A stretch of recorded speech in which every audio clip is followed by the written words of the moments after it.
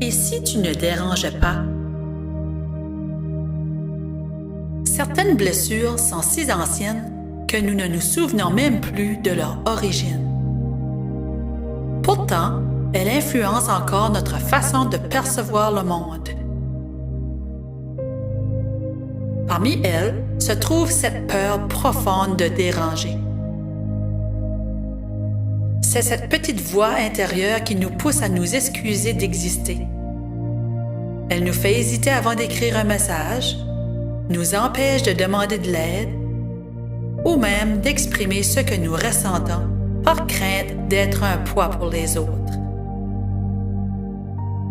Avec le temps, cette mémoire devient un filtre à travers lequel nous interprétons nos relations.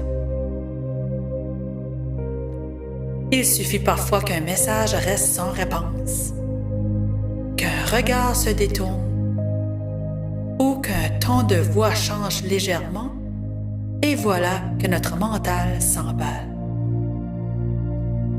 Il analyse, imagine, puis comble tous les espaces vides avec sa propre histoire. Je dérange. Je suis de trop. Je n'aurais pas dû parler. Pourtant, la réalité est souvent bien différente. L'autre personne est peut-être simplement occupée, préoccupée ou absorbée par ses propres défis. Son comportement n'a peut-être rien à voir avec nous. Mais lorsque nous portons une telle blessure, nous avons tendance à interpréter les situations à travers elles, comme si nous regardions la vie à travers des lunettes teintées par nos cicatrices intérieures. Alors, nous souffrons non pas de ce qui est réellement produit, mais de ce que nous croyons que cela signifie pour nous. C'est pourquoi la communication est si importante.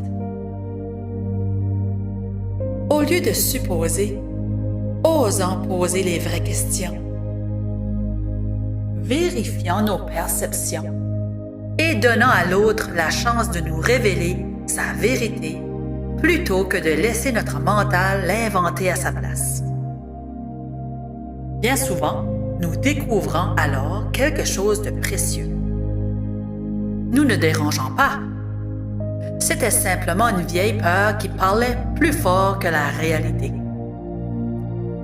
La guérison commence lorsque nous cessons de croire automatiquement les histoires que notre mental raconte et que nous choisissons de nous ouvrir à ce qui est réellement vrai.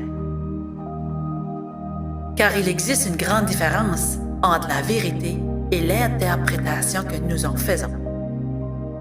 Et parfois, la plus belle révélation est de réaliser que nous n'avons jamais été de trop.